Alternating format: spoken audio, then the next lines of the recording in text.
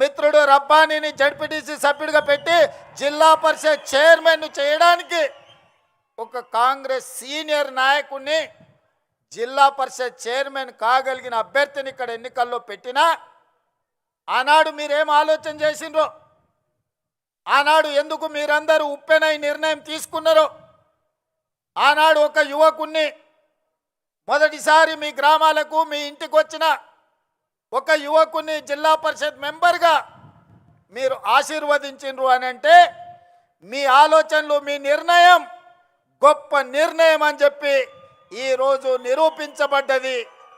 అందుకే ఆనాడు గెలుచుంటే మిత్రుడు రబ్బాని జిల్లా పరిషత్ చైర్పర్సన్ అయి ఉండేవాడని ఇంతకుముందు మా మిత్రుడు బట్టి విక్రమార్క గారు నాకు గుర్తు చేసిండు. నేను ఉప ముఖ్యమంత్రి గారికి ఒక సూచన చేస్తున్నా. నా వల్ల ఎవరికైనా ఎంతో కొంత సాయం కావాలి, నా వల్ల ఊరుకు మండలానికి ప్రయోజనం చేకూరాలి, నా వల్ల ఎవరికి నష్టం కష్టం రాకూడదనేదే నా ఆలోచన, నా ఆశయం.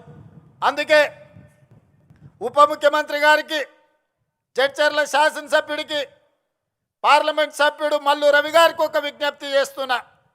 ఆనాడు నా మీద ఓడిన రబ్బానికి ఈనాటి ప్రభుత్వంలో ఒక మంచి బాధ్యత ఇవ్వండి. ఎందుకంటే సర్పంచ్గా, సింగిల్ విండో చైర్మన్గా, బ్లాక్ కాంగ్రెస్ ప్రెసిడెంట్గా ఈ ప్రాంత ప్రజలకు దాదాపుగా 35 సంవత్సరాలు రబ్బాని సేవలు అందించండు. మరి ఆనాడు అనుకోని పరిస్థితుల్లో రబ్బాని గారు ఓటమి చెందిరు, నేను గెలిచిన. మరి ఈనాడు మీరు నేను అతనికి అవకాశం ఇవ్వడానికి మన చేతిలో బాధ్యత ఉన్నది. అందుకే మీరు బాధ్యత తీసుకోవాల్సిందిగా మా ఉప ముఖ్యమంత్రి వర్యులు బట్టి విక్రమార్క గారికి నేను సూచన చేస్తున్నా. అదేవిధంగా మిత్రులారా, ఆనాడు జడ్పీటీసీగా నాతో పాటు పనిచేసిన ఎంపీటీసీలు, సర్పంచులు వాగులు దాటడానికి, వాగుల్లో ఇసుక దొంగలిస్తుంటే వాగులు దాటేటప్పుడు మనుషులు కొట్టుకుపోయి చచ్చిపోయినారు. చాలా గ్రామాలకు రోడ్లు లేవు, చాలా గ్రామాలలో అభివృద్ధి లేదు. ఆనాడు ఉమ్మడి మహబూబ్ నగర్ జిల్లాలో ఈ మిడ్చల్ మండలాన్ని, అదేవిధంగా గద్వాల శాసనసభ నియోజకవర్గంలో గట్టు మండలాన్ని డార్క్ మండలాలుగా ప్రకటించారు. డార్క్ మండలాలంటే 360 డిగ్రీస్ వెనుకబడి విద్య కానీ, వైద్యం కానీ, తాగునీరు కానీ, సాగునీరు కానీ, విద్యుత్తు కానీ ఇలాంటి సౌకర్యాలు లేని అత్యంత వెనుకబడిన ప్రాంతాలను డార్క్ మండలాలుగా, భూమిలో ఉండే నీళ్లు కూడా అందుబాటులో లేని మండలాలను డార్క్ మండలాలుగా ప్రకటించారు. మరి అత్యంత వెనుకబడిన మండలమైన ప్రజలు చైతన్యంతో చీకటి మండలంగా పిలువబడే ఈ మండలం, ఆ చీకట్లో నుంచి ఒక వెలుగు రేఖ రావాలి, మా జీవితాలు, మా తలరాతలు మార్చాలి, మా మండలం బాగుపడాలి అని 2006లో తీసుకున్న నిర్ణయం ఈనాడు తెలంగాణ రాష్ట్ర ముఖ్యమంత్రిగా ఒక అవకాశం నాకు వచ్చింది. మరి మండలానికి కృతజ్ఞత చెల్లించాల్సిన బాధ్యత నా మీద లేదా?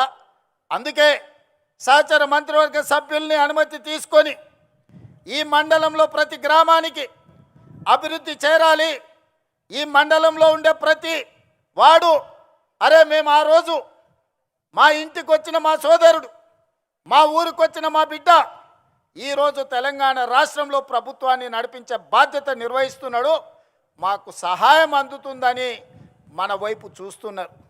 అందుకే నిస్సహాయాలుగా ఈ మండలం నిలబడడానికి వీల్లేదు. ఈ మండలం అభివృద్ధి జరగాలి, ఈ మండలం ఈ జిల్లాకే ఆదర్శంగా నిలబడాలి. అందుకే ఉప ముఖ్యమంత్రి గారికి ప్రత్యేకంగా నేను విజ్ఞప్తి చేస్తున్నా, ఈ మండలాన్ని మీరు దత్తత తీసుకొని ఇక్కడ జరగాల్సిన అభివృద్ధి కార్యక్రమాలను మీరు నిరంతరం నా మిత్రుడిగా పర్యవేక్షించాల్సిన బాధ్యత మీరు తీసుకోండి అని చెప్పి నేను కోరుకుంటున్నా. ఇంతకంటే ఈ ప్రజలకు నేను చేయగలిగింది ఏమీ లేదు. నాకు బాధ్యత వచ్చి ఉండొచ్చు, నేను ఎమ్మెల్సీ అయి ఉండొచ్చు, 2 సార్లు ఎమ్మెల్యే అయి ఉండొచ్చు, ఒకసారి పార్లమెంట్ సభ్యుడు అయి ఉండొచ్చు, Congress party working president, Congress party president, ఈనాడు మీ అందరి సహకారంతో తెలంగాణ రాష్ట్ర ముఖ్యమంత్రిగా బాధ్యతలు నిర్వహిస్తున్నా. ఇంతకంటే ఈ రాష్ట్రంలో కాంగ్రెస్ పార్టీ దగ్గర, తెలంగాణ ప్రజల దగ్గర నాకు అవకాశం ఇవ్వడానికి, నాతో పనులు చేయించడానికి వాళ్ళ దగ్గర ఇంకా ఏమీ లేదు ఇవ్వడానికి. వాళ్ళు ఉన్నదంతా